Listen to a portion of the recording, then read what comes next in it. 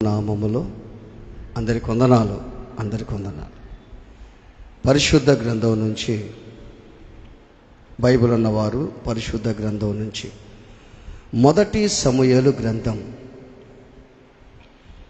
18వ అధ్యాయము 6-7 వచనాలు. మొదటి సమూయేలు 18:6-7. మొదటి సమూయేలు దావీదు ఫిలిష్తీయులను హతము చేసి తిరిగి వచ్చినప్పుడు స్త్రీలు ఇశ్రాయేలీయుల ఊళ్ళన్నిటిలో నుండి తంబురలతోనూ సంభ్రముతోనూ నాట్యములతోనూ పాడుచు నాట్యమాడుచు రాజైన సౌలుని ఎదుర్కొనుటకి వచ్చిరి. ఆ స్త్రీలు గాన ప్రతిగానాలు చేయుచు వాయించుచు సౌలు 1000 కొలదియు దావీదు 10,000 కొలదియు హతము చేశారనిది. చాలు. ఈ వాక్య భాగంలో మనం ఇక్కడ గమనించినట్లయితే దావీదు సౌలు రాజు మనకు కనిపిస్తారు. ఇక్కడ దావీదు ఫిలిష్తీయులను హతము చేసి తిరిగి వచ్చినప్పుడు అని ఉంది. అక్కడ మొట్టమొదట గొల్యాతు చంపినప్పుడు సంగతి కాదు ఇది. గొల్యాతుని హతము చేసిన తర్వాత మరలా ఫిలిష్తీయులను హతము చేసి యుద్ధం చేసి తిరిగి వచ్చినప్పుడు ఆ స్త్రీలు ఏం చేశారంటే ఇశ్రాయేలీయుల ఊళ్ళన్నిటిలో నుండి తంబురలతోనూ ఆ తర్వాత సంభ్రములతోనూ వాయిద్యములతోనూ పాడుచు నాట్యమాడుచు రాజైన సౌలును ఎదుర్కొంటకి వచ్చిరి అని ఉంది. ఇప్పుడు బైబిల్ చెప్పే మాట ఏంటంటే ఎవరికైనా శ్రమ సంభవించినా వాడు ఏం చేయాలంట? శ్రమ సంభవిస్తే ఏం చేయాలి? వాడు ప్రార్థన చేయాలి. ఎవరికైనా సంతోషము కలిగినా ఏం చేయాలి? కీర్తనలు పాడాలి. బైబిల్ ఉన్న మాటలు మనకెట్టుంటుందంటే బైబిల్లో రాశారు, పరిశుద్ధాత్మతో నింపబడి పరిశుద్ధాత్మ పూర్ణులై మనకి ఈ మాటలు రాశారు. మన పరిస్థితి ఎలా అంటదంటే శ్రమ సంభవిస్తే ప్రార్థన చేయలేం. మంచాల మీద కూర్చొని సోఫాల మీద కూర్చొని విచారంగా ఉండి 10 మందిని పోగు చేసుకొని ఎట్ట నా పరిస్థితి అయిపోయింది అని మాట్లాడుకుంటాం. సంతోషం కలిగిన పాటలు పాడలేం. సంతోషం కలిగిన దానికి ఏం చేస్తాం? ముందు ఫోన్లు చేస్తారు, వచ్చి ఇంటికి వచ్చి ఈ మాటలు మాట్లాడుతుంటాం. కానీ సంతోషం కలిగిన పాటలు పాడలేం, శ్రమ వచ్చినా ప్రార్థన చేయలేం. మన నైజం అది. ఇక్కడ మనం ఆలోచన చేస్తే దావీదు ఫిలిష్తీయులను హతము చేసి తిరిగి వచ్చినప్పుడు స్త్రీలు గాన ప్రతిగానాలు చేస్తున్నారు. ఆ రోజుల్లో ఇశ్రాయేలీయులకి ఇది వాడుక. సంతోషం వచ్చినప్పుడు తంబూరాలు చేతబట్టుకొని దేవుని స్తుతించడం వాళ్ళకి ఆశ. ఆ రోజుల్లో ఒక అలవాటు. ఎర్ర సముద్రం దాటిన తరువాత కూడా దేవుడు ఇశ్రాయేలుని ఐగుప్తు దేశాన్ని నుంచి ఎర్ర సముద్రం దాటించిన తరువాత కూడా అక్కడ ఫస్ట్ కీర్తన పాడతారు. నిర్గమాకాండం 15వ అధ్యాయంలో చూస్తే మనకుంటుంది. చూడండి, నిర్గమాకాండం 15వ అధ్యాయంలో మొట్టమొదటి వాక్యం చూడండి. అప్పుడు మోషేయు ఇశ్రాయేలీయులను యెహోవాను గూర్చి ఈ కీర్తన పాడిరి. చాలు.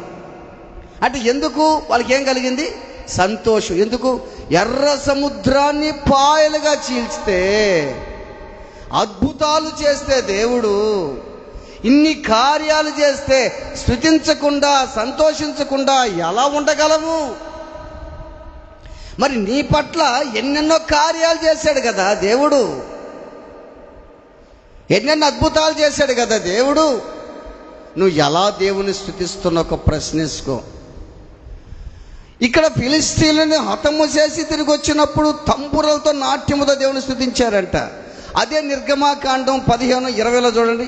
15:20 మరియు అహరోను సహోదరియు ప్రవక్తయునగు మిర్యాము, ఇప్పుడు బాగుంది, తంబురను చేతబట్టుకొని స్త్రీలందరూ తంబురలతోనూ నాట్యములతోనూ ఆమె వెంబడి వెళ్ళగా మిర్యాము వారితో కలిసి ఇట్లు పల్లవెత్తి పాడించాలి. అంటే బాగా ఆలోచించండి.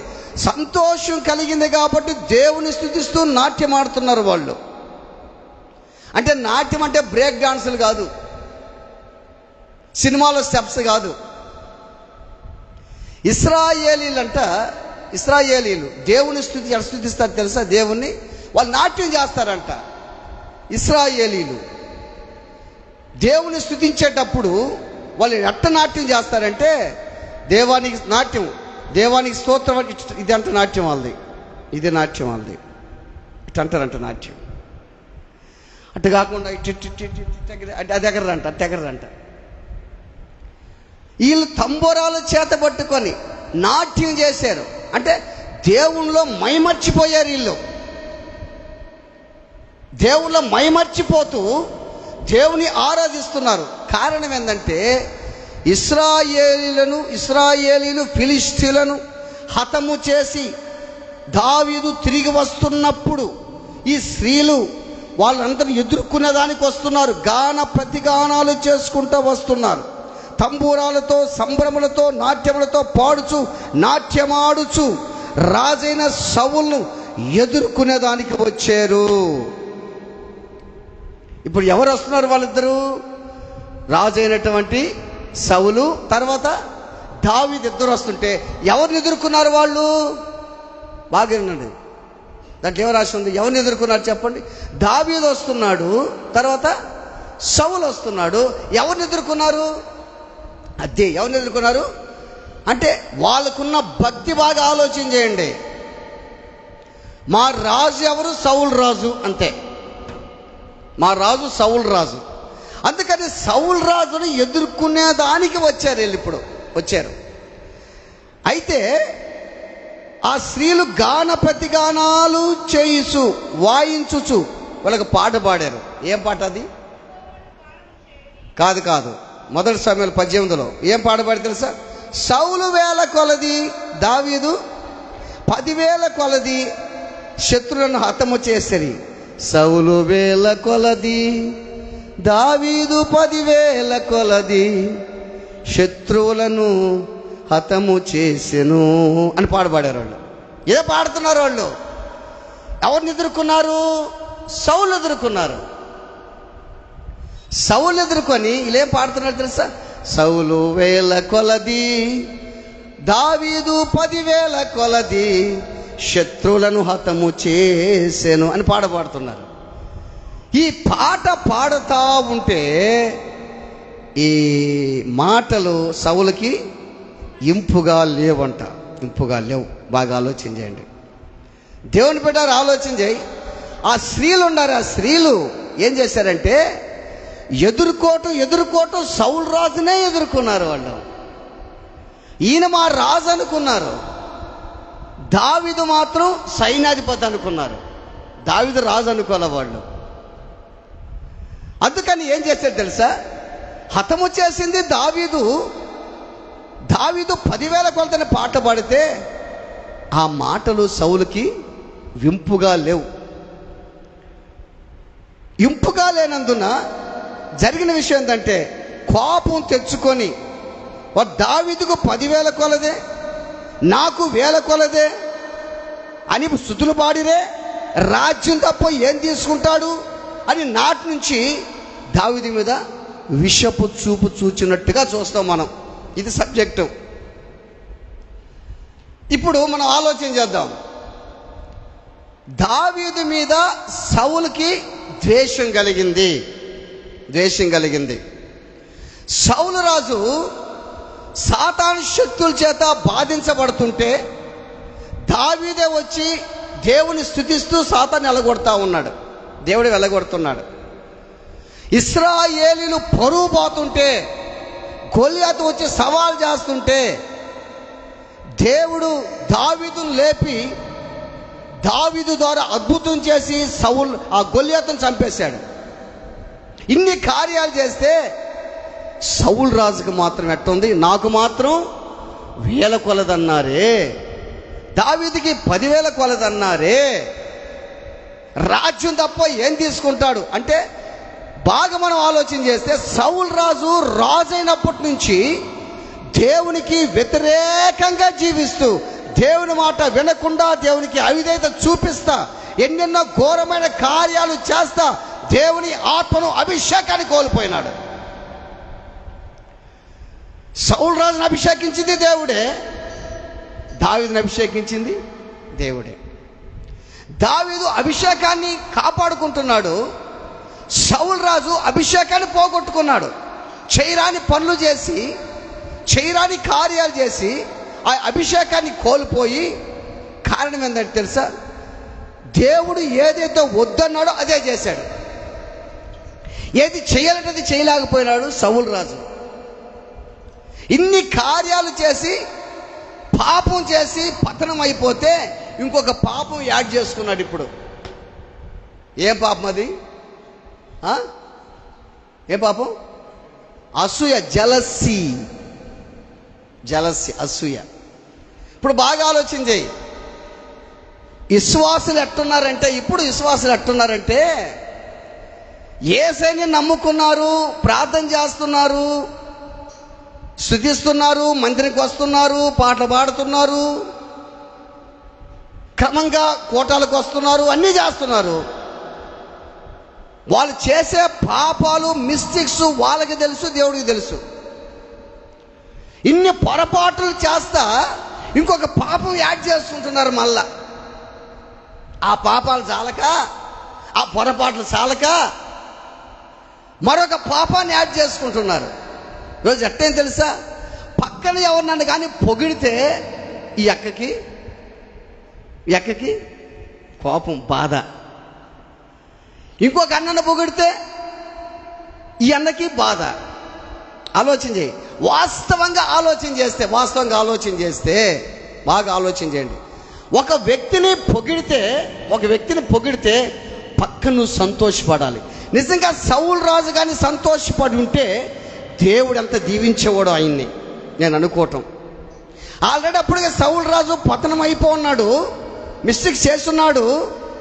కానీ సౌలు రాజు కానీ దావీదు 10,000 కొలది అని వాళ్ళు పాటలు పాడినప్పుడు సౌలు రాజు చప్పట్లు కొట్టి పాడండి కానీ అనుంటే దేవుడు సంతోషించేవాడు. ఈరోజు నువ్వు కూడా చేయాల్సింది ఆ పనే. నీ పక్కన అక్కని, సహోదరుని, ప్రజలు కానీ, పక్కన వాళ్ళు, సేవకుడు కానీ మెచ్చుకుంటుంటే నువ్వు కూడా సంతోషపడాలి. నువ్వు కూడా సంతోషిస్తే, నేను ఇక్కడ మెచ్చుకున్నాడు, నిన్ను ఇంకో దగ్గర మెచ్చుకుంటాడు దేవుడు, ఇంకో దగ్గర పొగడతాడు దేవుడు. నన్ను పొగట్టం లేదే, నా పరిస్థితి ఇంతేనా, ఎట్టైనా ఇంతేను, నన్ను పొగడరు. ఎందుకు నీకు పొగడింపులు? దేనికి పొగడింపులు? ఆలోచన చేయి. ఎలా పొగడాలి నిన్ను? అసలు ఏ విధంగా పొగడతారు నిన్ను? దావీదు అభిషేకాన్ని కాపాడుకున్నాడు, అదొక రీజన్. రెండోది 10,000 మంది అర్థం చేశాడు, రెండో రీజన్. కానీ సౌలు రాజు పరిస్థితి, అభిషేకాన్ని కోల్పోయినాడు. గొల్యాతుని కొట్టేదాడు కూడా చేతులు ఎత్తేసాడు. ఎవరైనా కొడితే నా కూతురికి పెళ్లి చేస్తానన్నాడు. ఎన్ని చేస్తే దేవుని అభిషేకం దావీదు మీదకి రాగా సౌల్లో ఉన్న అభిషేకం పోయి దురాత్మ వచ్చింది సౌల్లోకి. ఈరోజు ఆలోచన చేయి. నీవు మంచిగా ఉంటే, పరిశుద్ధంగా కానీ జీవిస్తే దేవుడు నిన్ను హెచ్చిస్తాడు. ఆమేన్, ఆమేన్. దేవుడు నిన్ను హెచ్చిస్తాడు, ఘనపరుస్తాడు దేవుడు నిన్ను. నిజంగా సౌలు రాజు కానీ ఆనందపడి ఉంటే ఎంత బాగున్ను. ఈరోజు ఆలోచన చేయి. పక్కనోడు ఆనందపడలేకపోతున్నాడు. బాగా ఆలోచన చేయి. నీవు పక్క వ్యక్తి పొగడుతుంటే, పక్క వ్యక్తి ఒక మంచి స్థితికి వస్తుంటే, వాడికి పొలాలుండాయి సంతోషపడు, వాడికి మిద్దు ఉంది సంతోషపడు, వాడికి మేళ్ళుండే సంతోషపడు, వాడికి కార్లు ఉండే సంతోషపడు, వాడికి వెహికల్స్ ఉండే సంతోషపడు. నీకు లేకపోగా నువ్వు సంతోషపడకపోగా అది కూడా పోగొట్టుకొని ఇది కాక ఇంకొక పాపం చేస్తున్నావు నువ్వు. అర్థమవుతుందా మీకు? మనుషుల జలసి పెరిగిపోయింది ఈ రోజుల్లో. యేసుక్రీస్తు ప్రభు అంతకుముందు బాగుండారు వాళ్ళు. యేసు ప్రభుని నమ్మినప్పటి నుంచే జలసి వచ్చేసింది వాళ్ళకి, చాలా మందికి. యేసు ప్రభుని నమ్మక ముందు భలే ఫ్రెండ్స్ భలే ఉంటారు వాళ్ళు. యేసు ప్రభుని నమ్మిన తర్వాత వాళ్ళకి ఏమొచ్చేసింది? వ్యతిరేకత వచ్చేస్తుంది. ఇప్పుడు వ్యతిరేకత, జలసి. బాగా ఆలోచించండి దేవుని బిడ్డారా. సౌలు 1000 కొలది, దావీదు 10,000 కొలది గాన ప్రతిగానాలు చేస్తూ ఉంటే నాటి నుండి విషపు చూపు చూసినట్టుగా మనం చూస్తాం. ఆ మాటలు సౌలుకి ఇంపుగా లేవంట, ఇంపుగా లేవు. వీళ్ళు నాట్యం చేస్తున్నారు, స్తుతిస్తున్నారు దేవుణ్ణి. ఏమని? దావీదు ద్వారా అద్భుతం చేసేవయ్యా, దావీదు ద్వారా మహిమ కార్యాలు చేసేవని. కానీ స్త్రీలు వాళ్ళు కరెక్ట్గా ఫాలో అయ్యారు. ఎక్కడ తెలుసా? ముందుగానే సౌలు రాజుని ఎదుర్కొన్నారు, మా రాజు అన్నాడు ఆయన్ని. దావీదు మాత్రం ఒక సైన్యాధిపతిగా చూశారే కానీ నీ రాజరికం, నీ గుర్తింపు ఎడగబోతాయా? ఆలోచించాయి. నీకున్న గుర్తింపు ఎక్కడికి పోద్ది? నీకున్న విలువ ఎడగబోద్ది? నువ్వే లేనిపోని కార్యాలు చేసి విలువను కోల్పోతున్నావు. ఈ రోజున ఆలోచించి విలువను పోగొట్టుకున్నావు, విలువను కోల్పోతున్నావు. దేవుని బిడ్డలారా, జలసి, అసూయ అనేది చాలా ప్రమాదకరమైనది. ఒకసారి చూడండి, సామెతల కింద చూడండి, సామెతలు 14:30 చూడండి. సామెతలు 14:30, సామెతలు 14:30. సాత్వికమైన మనసు శరీరమునకు జీవము, మత్సరము ఎముకలకు కుళ్ళు. అది మత్సర ఎముకలకు కుళ్ళు. ఇంకొక వాక్యం చూపిస్తాం మీకు, ఇంకొక వాక్యం. అదే కీర్తనల గ్రంథంలో 38 చూడండి, 38వ కీర్తన, 38వ కీర్తన కాదమ్మా, 3వ వచనం. ఓకే. నీ కోపాగ్ని వలన ఆరోగ్యము నా శరీరమును విడిచిపోయెను, నా పాపమును బట్టి. చూసావా? నా పాపమును బట్టి నా ఎముకలకు కుళ్ళు. బోన్ క్యాన్సర్ అది. అప్పట్లో ఉన్నది బోన్ క్యాన్సర్. ఆలోచించే. నీ కోపేద్రేకుని బట్టి నాకు సత్తువే లేకుండా పోయింది. కోపాన్ని బట్టి, నా పాపాన్ని బట్టి ఎముకలు ఏమైపోయింది? స్వస్థత లేదు. నిజంగా సౌలు రాజు ఒక ఉద్దేశం బాగా ఆలోచన చేయండి. అరే, దావీదు 10,000 కొలదని నాకు 1,000 కొలదన్నారే, రాజ్యం తప్పు ఏం తీసుకుంటాడు ఈయన? ఇప్పుడు కొంతమంది అంటుంటల్లా, కొంతమంది ఒక మనిషి డెవలప్ అయ్యాడు అనుకో, పోనీ డెవలప్ అని చూద్దాంలే కానీ ఎన్ని రోజులు అంటే మనసులో ఎట్టుంటుందంటే ఇది పతనం అయిపోవాలని. అబ్బా ఎట్టో డెవలప్ అయ్యాడని అనుకోరు వాళ్ళు. చూద్దాం కానీ పతనం అని చూస్తానే ఉంటాం. నువ్వు చూస్తావో చూడవో నీకేం తెలుసు? చూద్దాంలే కానీ ఎట్ట జరుగుతుందో చూద్దాం కానీ. సౌలు రాజు ఏమంటున్నాడు తెలుసా? రాజ్యం తప్ప ఏం తీసుకుంటాడు అంటే మళ్ళీ అనుమానం వచ్చింది, రాజ్యం కూడా పోద్దని. ఇప్పుడు ఎట్టుంటుందంటే, ఇప్పుడు ఉదాహరణకి మనం ఆలోచించుకుంటాం, వాళ్ళ దగ్గర పోసి మాట్లాడతాం, వాళ్ళ దగ్గరకి అని అన్నాం అనుకో, మనమే అనుకుంటాం ఇక్కడ ఆడికి పోయినా అవమానిస్తారు మనల్ని అంటే మనమే తీర్పు తీర్చుకుంటాం. ఊరు అవమానిస్తాం పోదాంపా అనేది కాదు, ఆడికి పోయి మనం అవమానం చేస్తారు. వాళ్ళు అవమానం చేయరు వాళ్ళు. రెండోది కొంత మాట్లాడాలనుకో, వాడికి పోతే వాడు మనల్ని కొట్టినా కొడతారా, వాళ్ళు కొట్టరు అంటే ముందే చెప్పుకుంటాం. సౌలు ఏమంటున్నాడు? రాజ్యం బాలేదు, ఏం కాలేదు, రాజ్యం తప్ప ఏం తీసుకుంటాడు ఈయన? ఆలోచించాయి. రాజ్యం తప్ప ఏం తీసుకుంటాడు?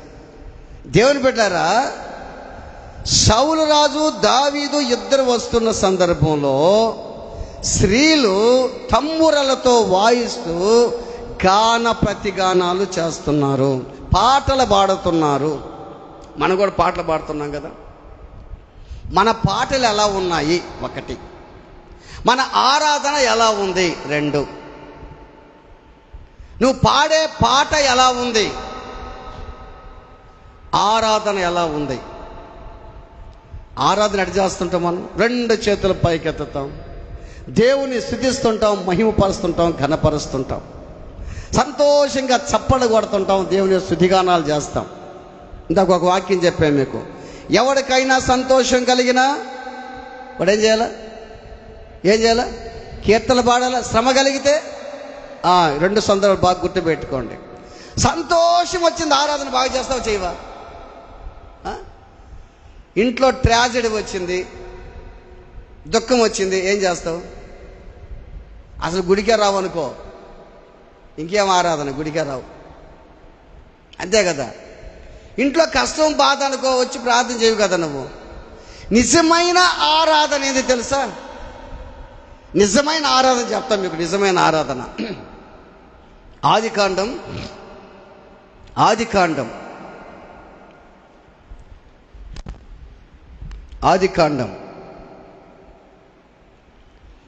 22వ అధ్యాయము 5వ వాక్యం. 22:5. తన పని వారితో మీరు గాడిదతో ఇక్కడే ఉండండి, నేను ఈ చిన్నవాడును అక్కడికి వెళ్ళి దేవునికి మ్రొక్కి మరలా మీ వద్దకు వస్తావని చెప్పాడు. చాలమ్మ, ఈ మాట మీకు అర్థమైందా? దేవుడు ఏం చేశాడు తెలుసా? ఏం చేశాడు? అబ్రహాముతో, అబ్రహామా, నీ గారాబాల కొడుకు, నీ ముద్దుల కొడుకు, నీ ప్రియమైన కొడుకు, అబ్బా నీ అందమైన కొడుకు, ఒక్కడే ఒక కొడుకు, ఆ కొడుకు నాకు కావాలయ్యా. మోరియా పర్వతానికి పోయి దహన బలి ఇచ్చేయి. ఇస్తానయ్యా, ఇస్తా. కట్లు తీసుకొని పోతా ఉండరు. పనివారి 2 పనులు తీసుకున్నాడు. ఆ మోరియా పర్వతానికి ఎక్కే ముందు ఆ పనులకి ఏం చెప్తుంది? పనులకి ఏం చెప్పాడు తెలుసా? మీరు గాడిదతో ఇక్కడే ఉండండి, నేను నా కుమారుడు పైకి వెళ్ళి దేవునికి మ్రొక్కి అమ్మనా. ఆడ ఇంగ్లీష్ బైబిల్ ఎంత తెలుసు? చూసి ఇంగ్లీష్ బైబిల్లో వర్షిప్ అని ఉంది అక్కడ, మ్రొక్కి అనే కాడ. వర్షిప్ అంటే అది. అంత చప్పలు కొట్టండి అమ్మ. బాగా ఆలోచన చేయండి అమ్మ, ఇది సాధ్యమేనా? కుటుంబంలో ఒక వ్యక్తి చనిపోతే నువ్వు ఆరాధన చేస్తావా? నీ కుటుంబంలోని కడుపు నొప్పి వస్తే లేచి పైకి వచ్చి దేవునికి స్తోత్రం ఆరాధన చేస్తావా? నీకు తలనొప్పి వస్తే ఆరాధన చేస్తావా? కుటుంబంలో జగరాంతి జరిగితే నువ్వు ఆరాధన చేస్తావా? మరణ ఛాయలు వెంటాడుతున్నాయి, వేదన, బాధ, శోధన. అబ్రహాముతో అయ్యో నా కొడుకుని తీసుకోపోతానంటున్నాడు దేవుడు. అబ్రహాము ఎలా గుండె నిబ్బరం ఎలా ఆరాధన చేశాడు ఆలోచన చేయి. సంతోషించుకుంటే నువ్వు ఆరాధన చేసేది, సంతోషించుకుంటే చర్చికి వచ్చేది, బాధలు ఉంటే నువ్వు ఆరాధన చేయవా? దేవునికి అసలు లిస్ట్ ఇస్తూ ఉంటాం, మనం లిస్ట్ ఇస్తాం. దేవుని లిస్టు, నాకు అది బాగలేదు, ఇది బాగలేదు, ఇది బాగలేదని. బాగలేనప్పుడు ఆరాధన చేయి దేవునికి. నువ్వు దేవా నా తలనొప్పి ఉన్నందుకు నీకు స్తోత్రం అని చెప్పు, నా తలనొప్పి పోయినందుకు స్తోత్రం అని చెప్పు. ఆరాధన చేయి దేవానికి, స్తోత్రం స్తోత్రం ఆరాధన చేయి. దేవుని బిడ్డలారా, నీ ఆరాధన ఎలా ఉందో ఆలోచన చేయి. సంతోషంగా ఉంటేనా? కుటుంబంలో పిల్లలకు బాగలేదు, ఆరాధన చేయి. పాస్టమ్మ కూడా ఆరాధన అంటే చాలా ఇష్టం పాస్టమ్మకి. అందుకే ఆమెని డెడ్ బాడీని ఆడ బండేసి ఆరాధన చేశాం. ఆమె డెడ్ బాడీని ఆడ బండేసి నేనే వాక్యం చెప్పి ఆరాధన చేశాం. దేవుడు కూడా తెలుసు ఆదివారం పూట పెట్టి అడ చేస్తాడని. ఆదివారం పూట ఆరాధన జరిపే మందిరంలో ఒక సంఘ కాపరు ఉన్నట్టు ఒక మంచి సేవకుడు ఆదివారం రోజు మందిరానికి ప్రయాణం అవుతుంటే, ఆదివారం రోజు ఎర్లీ మార్నింగ్ ఒకే ఒక కొడుకు చనిపోయాడంట. ఆ పాస్టర్ కొడుకు, ఒకే ఒక కొడుకు చనిపోయాడు. అప్పుడు పాస్టర్ గారు, అయ్యయ్యో నా కొడుకు చనిపోయాడే, ఇప్పుడు ఎలా చేయాలి? ఆదివారం నేను వెళ్ళాలి ఇప్పుడు ఆరాధనకి, నా కొరకు ఎదురు చూస్తుంటారు వాళ్ళు. సేవకుడు ద్వారా దేవుడు ఏం మాట్లాడతాడో ఎదురు చూస్తుంటారు. ఇప్పుడు నేను ఏం చేయాలి అని దేవుని పని నేను విడిచిపెట్టలేనే, దేవుని బాధ పెట్టలేనే, నా దేవుని నేను దుఃఖపరచలేనే అని ఆ బిడ్డని సాపులో చుట్టి పక్కన పెట్టేశాడు. ఇంట్లో కన్న కొడుకు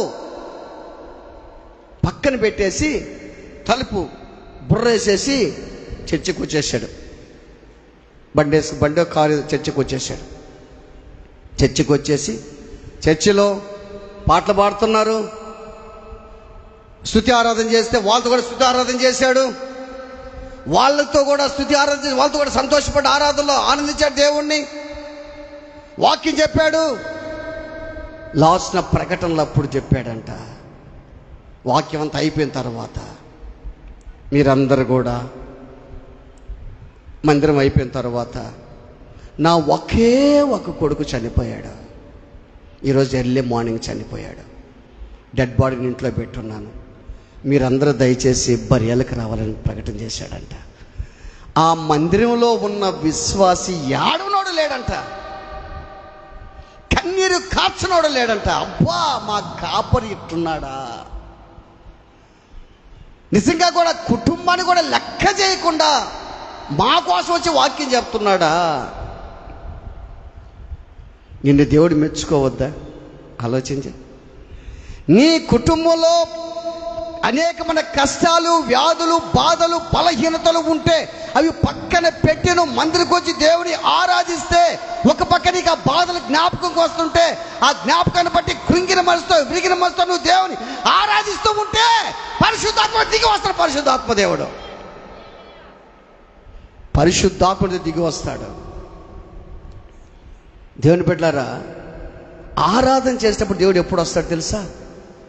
పాస్టమ్మకి ఎటువంటి పాటలు ఇష్టం తెలుసు? పాస్టమ్మకి ట్రాజడీ పాటలు ఉంటాయే, ట్రాజడీ పాటలు, కన్నీటి పాటలు ఉంటాయి. ఆ పాటలు బలిష్టం ఆరాధనలోకి. నిజంగా అటువంటి పాటలు నువ్వు పాడేటప్పుడు, ఏ పాటైనా నువ్వు పాడుతున్నప్పుడు, నీ మనస్సు విరిగినప్పుడు, బాధతో నువ్వు దేవుని ఆరాధిస్తూ ఉంటే, గుర్తుపెట్టుకో, నువ్వు బాధతో దేవుని ఆరాధిస్తూ ఉంటే అందరు ఆరాధిస్తుంటారు, నీవు మాత్రం విరిగిన మనసుతో ఆరాధిస్తుంటే నీ నిమిత్తమైన దేవుడు దిగి వస్తాడు మందిరంలోకి. ఆమేన్. ఒక్కరి నిమిత్తం దేవుడు వస్తాడు గుళ్ళోకి, అంతే. అందరి నిమిత్తం కూడా కాదు, ఒక్కరి కోసం వస్తాడు దేవుడు. వస్తాడు, నా బిడ్డలు ఎంత కృంగిపోయి ఆరాధన చేస్తుందబ్బా, ఎంత నలిగిపోయి ఆరాధన చేస్తుందబ్బా. దేవుని బిడ్డలారా, ఆలోచించాయి. ఏమ్మా, ఏయ్యా, సంతోషంగా ఉంటేనా దేవుని స్తుతించేది? కాలు ఇరిగింది, చెయ్యి ఇరిగింది, కడుపులో నొప్పి వచ్చింది, బాగలేదు, యాక్సిడెంట్ అయింది, స్తుతించలేవా దేవుణ్ణి? నువ్వు స్తుతించవా? మహింపరచవా దేవుణ్ణి? ఏదన్నా చిన్న జ్వరం వస్తే నేను దేవుని స్తుతించవా? జ్వరం వచ్చింది, తగ్గల, పాస్టర్ని పిలిచానా, తగ్గదు కూడా తగ్గల, నా పరిస్థితి బాగలేదు అని దేవునికి లిస్ట్ ఇస్తావే కానీ ఆ జ్వరంలో దేవుని స్తుతించవా? ఆరాధన చేయవా? వర్షిప్ చేయవా? దేవుని బిడ్డలారా, అబ్రహాము పనులకి చెప్తున్నాడు, మీరు ఇక్కడే ఉండండి, నేను నా కుమారుడు ఇద్దరం వెళ్ళి దేవునికి మ్రొక్కి దేవుని ఆరాధన చేసి వస్తాం. Praise the lord. ఇది సాధ్యమేనా? ఆలోచించాయి. అపోస్తలుడైన పేతురుని పట్టుకున్నారంట.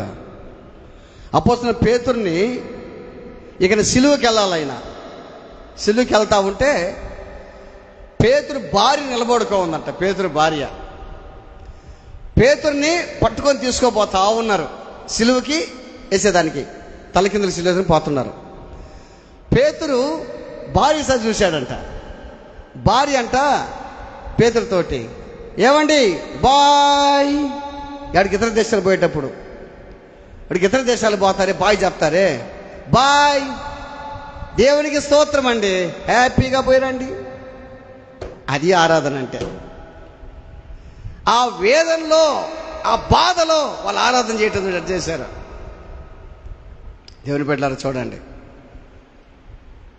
నువ్వు చేసే ఆరాధన, నిజమైన ఆరాధన ఎలా ఉందో ఆలోచన. నిజమైన ఆరాధన ఎలా ఉంది? ఇది నిజమైన ఆరాధన అంటే. బాగలేనప్పుడు, కృంగిన మనస్తత్వంలో, వేదనకరమైన జీవితం ఉన్నప్పుడు, శ్రమకరమైన బాధ, దుఃఖం, వేదన నిన్ను అలుముకున్నప్పుడు నువ్వు చేసే ఆరాధనే నిజమైన ఆరాధన. ప్రైజ్ ద లార్డ్, హల్లెలూయా. కానీ అబ్రహాం యొక్క గొప్పతనం చూడండి. నేను నా కొడుకు ఇద్దరం పోయేసి ఆరాధించి మళ్ళీ వస్తాను అన్నాడు. అబ్రహాంకు తెలుసు, నా దేవుడు నర్రబలి కోరేవాడు కాదని తెలుసు ఆయనకి. ఆయన కదా నాకు వాగ్దానం చేసి ఇచ్చాడు, నీ సంతానాన్ని ఇసుక రేణువులు చేస్తాను ఆయన కదా చెప్పాడు. ఆయన ఆ విధంగా చేసేవాడు కాదని తెలుసు ఆయనకి. ఇంకొక ఆరాధన తెలుసా? ఇంకొక ఆరాధన, ఒకేసారి ఇంట్లో 10 మంది చచ్చిపోయారు. ఎవరు? యోబు. ఆడేముందో తెలుసా? 10 మంది చనిపోతే నేల మీద సాష్టాంగపడి నమస్కారం చేసి, నేల మీద సాష్టాంగపడి నమస్కారం చేసి, తల్లి గర్భం నుంచి దిగంబరిగా వచ్చానయ్యా, దిగంబరిగా ఎక్కడికే వెళ్తాను. యెహోవా ఇచ్చాడు, యెహోవా తీసుకొని పోయాడు, యెహోవా నామమునకు స్తుతి కలుగును గాక అన్నాడు. ఈ విషయంలో యోబు ఏ తప్పు కూడా, ఏ పాపం కూడా చేయలేదంట. ఆడేముందంటే, నేల మీద సాష్టాంగపడి నమస్కారము చేసి అనే మాటకి ఇంగ్లీష్ బైబిల్లో గ్రౌండ్ ఇన్ వర్షిప్. హల్లెలూయా. ఏముంది ఇంగ్లీష్ బైబిల్లో? Ground in worship. నేల మీద ఆరాధన చేశాడంట. అబ్బా, ఎంత భక్తులయ్యా వాళ్ళ. నువ్వు ఎప్పుడయ్యా నిన్ను చూసి ప్రజలు మెచ్చుకునేది? నన్ను పొగడలేదు, నన్ను పొగడదు అనుకున్నావే, నీ దేవుడు ఎప్పుడే పొగిడేది నిన్ను? నేను ఎప్పుడమ్మా దేవుడు పొగిడేది? భార్యకి బాగలేకపోతే, భర్తకు బాగలేకపోతే, బిడ్డలు బాగలేకపోతే, ఏమి సంతోషంగా ఏమి దేవుని ఆరాధిస్తున్నాడు ఆ వ్యక్తి. ఎంత నలిగిపోతాము, ఎంత కృంగిపోతుంటాము. ఒక్కో సందర్భంలో ఎవరికైనా బాగలేకపోతే ఇంట్లో, ఇంకేదో జరిగితే ఇంట్లో నీకు చర్చి కనపడదు, పాస్టర్ కనపడదు, ఊరు కూడా కనపడరు. నీకు కనిపించేదంతా శ్రమలే కనపడతా ఉంటాయి, అయ్యే కనపడతా ఉంటాయి నీకు, అయ్యే కనిపించేది నీకు. నేల మీద ఆరాధన చేశాడంట. ఆరాధన చేశాడంట. దేవుని బిడ్డలారా, మహానుభావులు వాళ్ళు, మహానుభావులు. ఇంకొక ఆరాధన చూద్దాం. ఇంకొక ఆరాధన, అపోస్తుల కార్యాలు 4వ అధ్యాయము. అపోస్తుల కార్యాలు 4,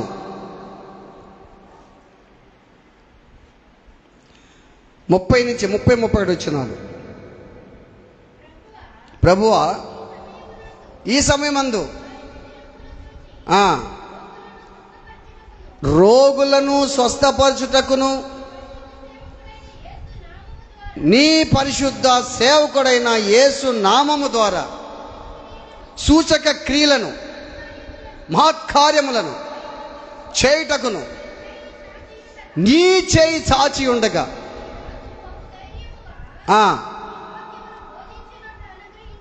నీ వాక్యమును బోధించినట్లు.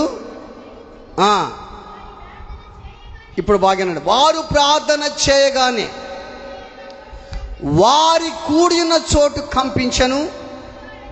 అప్పుడు వారందరూ పరిశుద్ధాత్మతో నిండిన వారై దేవుని వాక్యం ధైర్యంగా బోధించారు. బాగా ఆలోచించాయి. ఇప్పుడు ఈ అపోస్తులని ప్రధాన యాజకులు అందరూ కూడా, పెద్దలు బెదిరించారు, చంపేస్తామంటున్నారు వాళ్ళని. బాగా గుర్తుపెట్టుకోమ్మా. వాక్యం చెప్తే చంపేస్తాం, సువార్త చేస్తే చంపేస్తాం, అద్భుతాలు చేస్తే, సూచక్రియలు చేస్తే చంపేస్తాం. దాని ముందే కుంటి భిక్షగాన్ని స్వస్థపరుచున్నారు వాళ్ళు. మిమ్మల్ని చంపేస్తాం అని వాళ్ళు బెదిరిస్తే, అది కూడా వచ్చే రోజు దగ్గరలో ఉంది కదా, అది కూడా దగ్గరలో ఉంది. ఆ రోజు కూడా వాళ్ళు బెదిరిస్తే వాళ్ళు వచ్చి ఏం చేశారు? ఏం చేయాలి? కూర్చొని మాట్లాడుకుంటా ఎడ చేద్దాం, ఏం చేద్దాం, కర్రలు తీసుకుందామా, కత్తులు తీసుకుందామా, కటారాలు తీసుకుందామా, 10 మందిని ఫోన్ చేసి మాట్లాడుకుందాం, ఏం చేయాలి? వాళ్ళు అందరూ ఒక చోట చేరి ప్రార్థన చేస్తున్నారంట.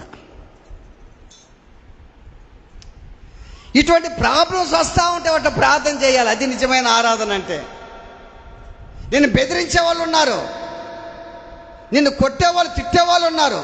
నీ అప్పులను ఆరాధన చేస్తావా చెప్పు? నీ వ్యాధులు ఆరాధన చేస్తావా చెప్పు?